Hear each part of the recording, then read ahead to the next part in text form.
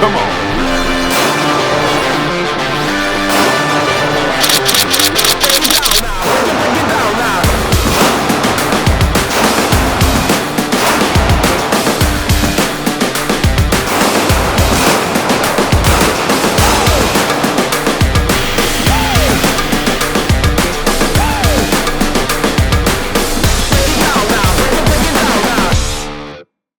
And welcome into our second edition of Nick at Night. I'm Nicole Alshouse, joined by Nick Durzis, who is running currently for Hoover mayor. And you just wrapped up some shooting here at Hoover Tactical on Highway 31. A little practice we did, and I enjoyed seeing you shoot. Well, did you have fun? I did. I grew up shooting and haven't done it for years. It was pleasant. There you go. Have to come back. Well, you know what? Speaking of that, it's going to get loud in here. It is. People are going to get in here and start making a lot of noise. So let's go outside and talk about safety tonight. Let's go.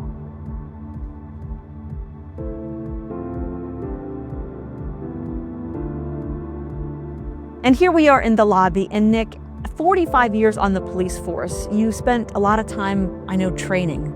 Yes. Training is a tool that our police officers do.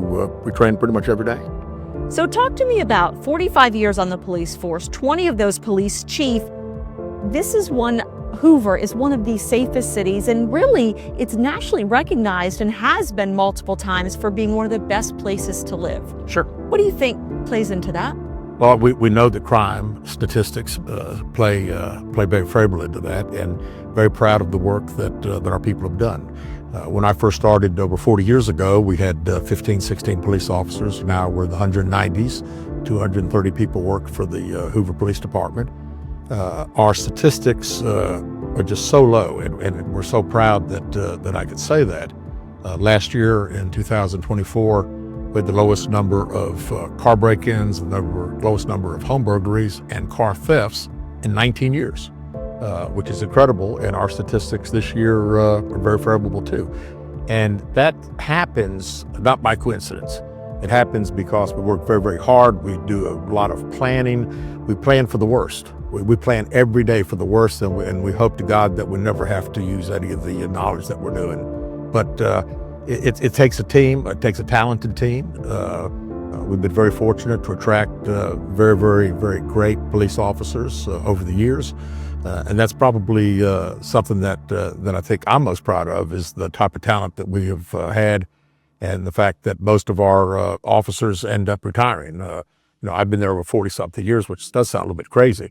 But, our other officers at 20 and 25 and 30 years, it just shows you that it's been a great place to work. And the city is, my kids, they grew up in Hoover. They graduated from the school. So I'm just saying it's been a family atmosphere, really. Well, speaking of kids, I have 3 children myself. And as a mother, that is my number one concern, that they are safe when they go out in public areas, when at school, they are safe just in their community being children. Why is that such a pillar, really a fundamental pillar of what this city is built on? Sure. Well, we know that when people are moving to a community, the 2 most important factors are safety, education. And we know it's safe, and we know that the educational system here is fantastic, and we take it very, very serious. We know that parents let that 16-year-old leave the house with that automobile and out for a date at night, and we know the seriousness. And being a dad, we understand how we feel until that car gets home at night. So it's just the fact that our people really pay attention. They love what they do, and they take it very serious if anybody tries to come in our city and commit a crime and get away with it. And that's a good point, because it gives you such great perspective, I would assume, the fact that you've been on this side of it for so many years, that you've got a really amazing perspective. Getting into the mayor's office, it would allow you to then see everything. Sure, that's exactly right. I mean, I've been here for 40-something years, over 20 years as a police chief. I've seen so much, and so many positive things. There's always going to be some issues that pop up, obviously, with a city of 100,000 people. But it's my perspective is that we know a community thrives educationally, wealth, the fact that people feel comfortable when a city is safe. And that's one thing we can say for our city, that it is safe, and we're very proud of it. And there's a lot of good positive things going on, and a lot of things that when I become mayor that we're going to correct and get right. Speaking of that, so looking at your police chief and your police work all those decades, how do you think the everyday experience, from the small, mundane things to the large, massive leadership items, will help you in a mayor position? Well, leading a department, over 190 police officers and 230 individuals that have worked for us, I know what leadership is. And, leadership is by example. I've done pretty much everything that you can do in a police department. And it gives me the perspective that when I ask someone to do something, I've done it myself. So I know what the correct way to do it is and the way I want it done. And our people have done a fantastic job. There's very few issues with us, and I'm very proud to say that. And go to the mayor's office, I can thank my leadership skills. I think I've done a fantastic job of having great relationships. We've mentioned with federal partners, with state partners, and municipal partners, and it takes those partnerships to get things done.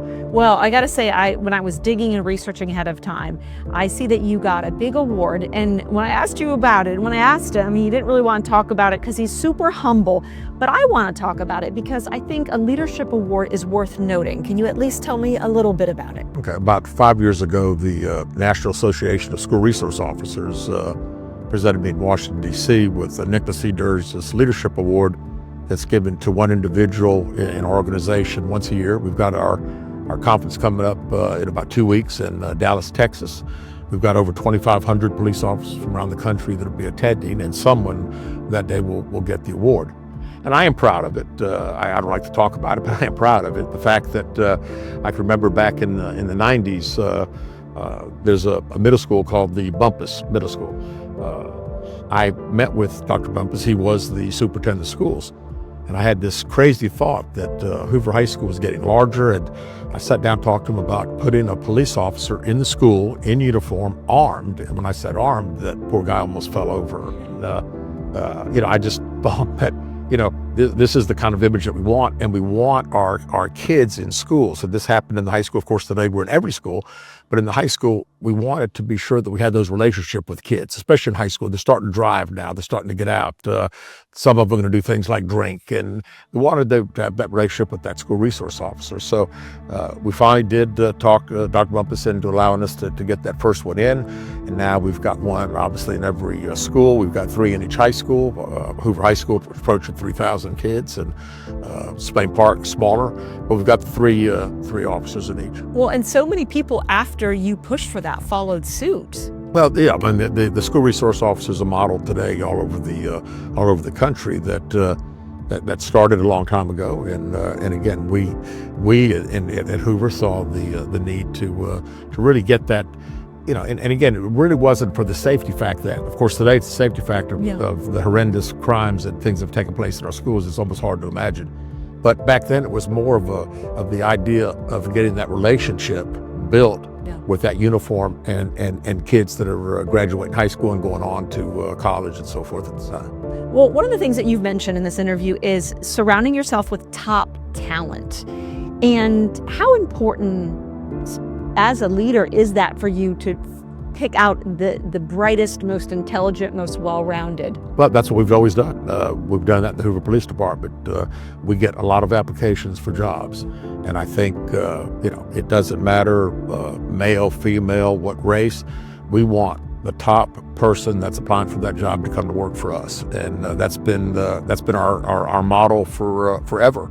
And I think when I start talking about crime stats and what a great job that we do, it all comes down to the people that are out there day to day that are beating the boots on the ground, beating the streets 24 hours a day, 365. We're there. We're better than the post office. We are there, and really can't say enough about the men and women that work for us. They're fantastic. Let's talk about planning, because obviously a mayor position will require a lot of planning, but you've exemplified that in what you do now and what you've done for decades. We every day we plan for something every day, and again, something could take place on the federal level something could take place in another state, that could be a negative. And we start talking about it to say, well, what are we going to do if something like that popped up here? And we start talking about it. We plan for it. And again, majority of those things we hope that we plan for that never occur. So unfortunately, sometimes they do. But planning is something that I've always to my team. If you fail to plan, the plan fails. I mean, every time. And that's one thing that I know that I can do better. I don't see a lot of planning with this administration over the years. And perfect example. Right now, we're waiting on the Galleria. They spent $200,000 for a Galleria. They commissioned a survey to come out. Also did one in 2018. And 2018 came out with all these great ideas, and they talked about this could happen at the Galleria, and Galleria looks the same since 2018 to me. And again, I'm looking forward to seeing the plan, but we're going to go a lot further than that plan. We're going to talk to the citizens, because part of planning is what do your citizens want to? Well, that's a really good point. And also what citizens care about is being a good steward of money, right? Tax dollars. And that is something that you really pay special attention to. Well, we do. The police department has the largest portion of the city budget. We take it very serious. It's not our money, it's our citizens' money. And we've done our best to go in after a lot of federal grants that we've received to help mitigate some of the expenses that we do. We hold federal prisoners in our jail. They get paid by the United States Marshal Service on a monthly basis to do that. And the majority, 70% of that money, goes back to the general fund. So we are good stewards. Not only are we good stewards with money that we receive from the citizens, we're good stewards to give back to when we, like I say, have money from our federal inmate fund. What about transparency? Because that has come up in conversations. And I assume in the police world, I come from a long line of police officers in my own family, it's all about transparency. So it's expected in police work that you've got to be transparent, and that can then bleed over in the best way in other roles. No question. Everything we do, we're transparent. We have to talk about it. Do we make mistakes? Absolutely. We're human beings. But when you make a mistake, you raise your hand, you say you made it. And every year or every month, really, we put out our crime stats. We put our crime stats out for everyone to see. We are, not only the fire department. The fire department does a heck of a job. I want to say that too. They're top notch. They've got the best rating that you could have in America for insurance ratings. We both are accredited agencies. They are accredited. We're accredited. We're accredited through CALEA, which is considered the gold standard of policing. They look at every procedure, everything operationally that we do, and it has to set a standard and meet that standard for us to be accredited. So it took about 2 years to get there, and very, very, very proud of that. There's municipal agencies in Alabama. I think there's 11 certified CALEA in this state out of about 380 police departments. So again, something that we're very proud of, and very proud of the fire department. We've got a great relationship, and we work very, very well together. And think about this, if you're at home watching this, Hoover is the 6th largest city in Alabama. I mean, really think about that, spanning nearly 100,000 people, if I'm not mistaken, 50 square miles long. That's a lot of ground that you've been in charge of. And so I think that's important to note, because if you can handle that many people and that much square footage for this many years, that speaks for itself in a lot of ways. Well, we're doing something right. Let me say that to you. And when people say the size, I always tell them, just try to go from the Greystone Legacy and go play golf at Ross Bridge and see how long it takes you to get there. It takes a little while. So again, the men and women that are out there and keeping us safe every day, very talented. I am very, very proud to be part of the organization. I can tell you that. Well, you always give so much credit to other people, which is fantastic. But I want to ask you, what's been one of your most proud or just memorable moments as... It's hard to, I know, I put you on the spot, because think of the memories over a 45-year police career, but is there one that may stick out? I don't know about one. I mean, I think getting getting SROs at every school has been something that I'm proud of that we've been able to do, and it took the council to approve police officers to go to schools. That is something that that we've had for years, and the unfortunate fact is, I mean, being the chief rep to NASRO, I literally get an email daily and talks about everything that took place the day before. And it's unbelievable when you see that there are school shootings, there are individuals that try to get into schools with guns, and just very, very fortunate that our people work very hard to make sure that we keep our best commodity, our kids, safe in our schools. So that would be something that I'm very proud of. I'm very proud that we were able to, about 4.5, 5 years now, built a training center right down the street. It's called the Frank Bearfield Training Center. He's a very good friend of mine, and his wife passed away, and he wanted to, in her memory, pay for the naming rights there. But we've got police officers from all over the state, and many states that come to Hoover, Alabama for training. And the great thing about it, when we send people off, obviously we're spending a lot of money to send them. We're paying money to them to pay for the actual schooling itself, and then for hotels, accommodations. When we bring trainers here, they love it's a brand new facility. They love it. We get free slots, and usually by the end of the year, we're probably racking up $30,000, $40,000 worth of free training for our people by bringing these experts in on a lot of different fields. So very, very proud of that.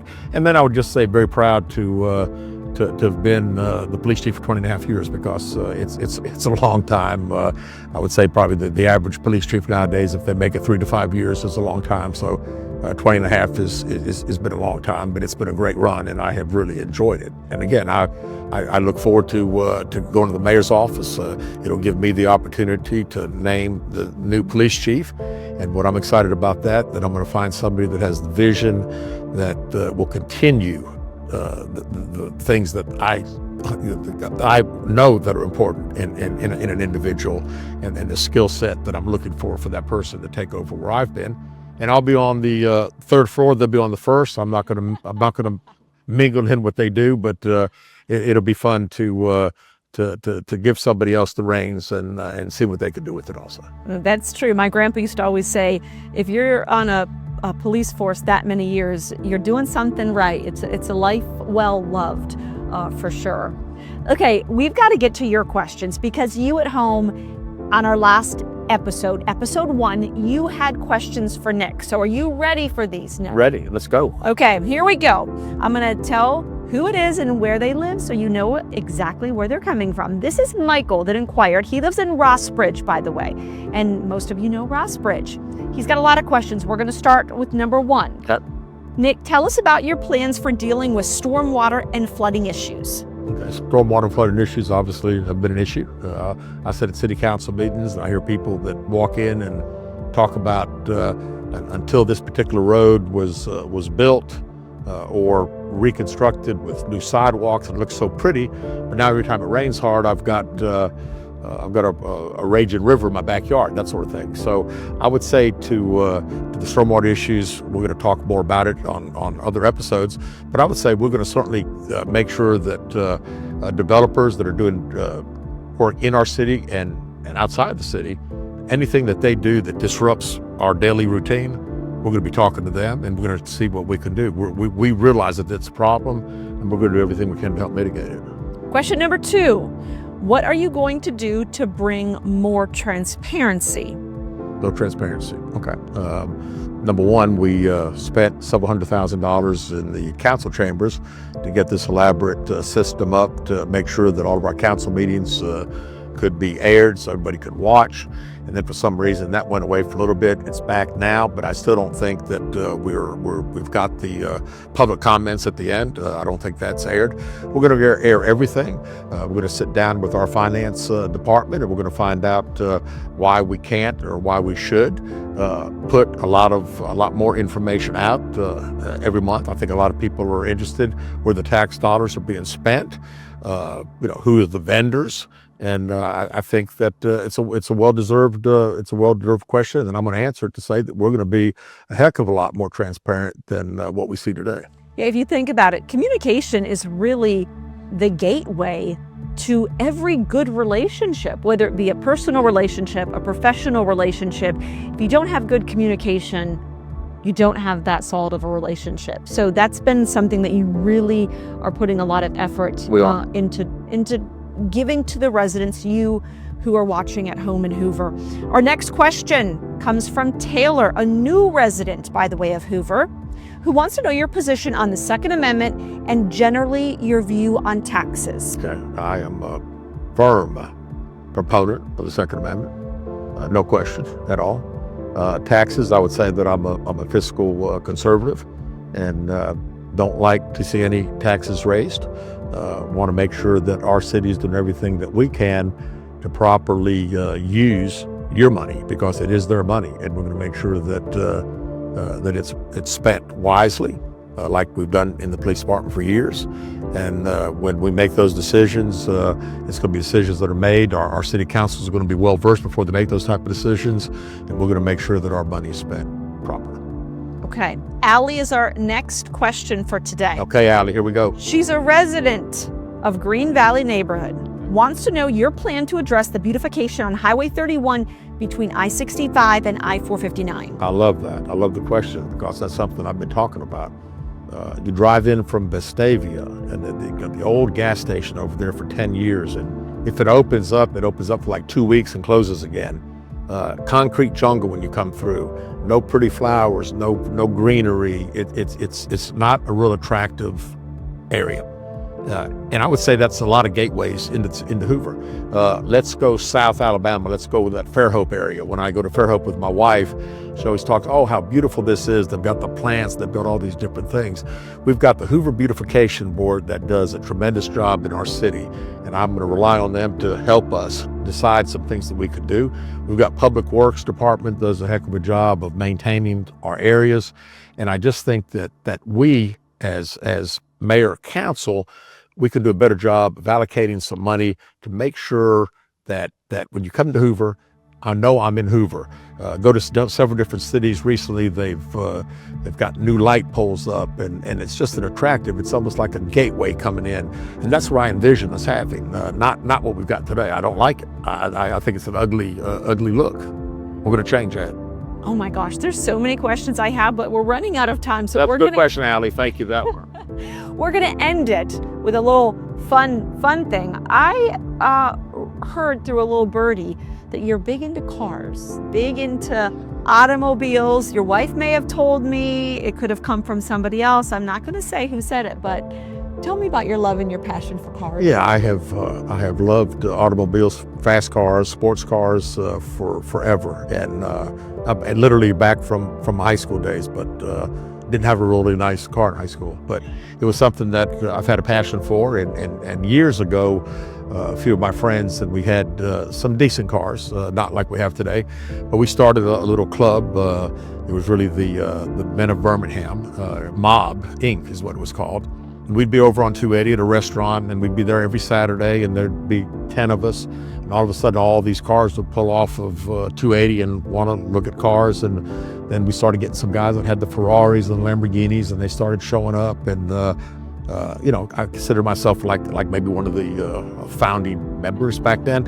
But that thing has grown exponentially now, and I continue to have cars. I've always had sports cars and love them. Let them get out and ride, and it's just been a passion. It's been something that I have enjoyed since I was in high school, and I have never been a big golfer and fishermen and stuff. So guys that were spending all their money on that stuff, I would save my money to do my car stuff, and that's what I've done. I've enjoyed it and still doing it, and we'll keep doing it. Okay, so I'm gonna ask, red car, if you had your choice, red car or green car? Green. Okay, convertible or truck? Convertible. Okay. Four-wheel drive or not four-wheel drive? Not. Okay. Well, I kind of should have known that one. We do live in the South. Okay. Sports car or classic car? Sports. Okay, fair enough. Toyota or Honda? Toyota. I like both. I've got friends that are engaged in both of them. I've always had Toyotas back in the day. I drive a Toyota too. Yeah. I'm going to have to vote for that one. Yeah. Okay, it's been a pleasure as always. I love it. I love it. Nick at Nite. Nick at Nite, Here we are. Your questions coming.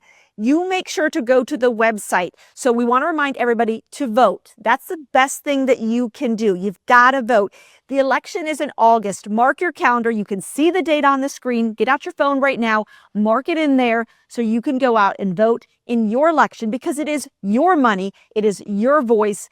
It's you that matters, Hoover. So make sure to use that voice.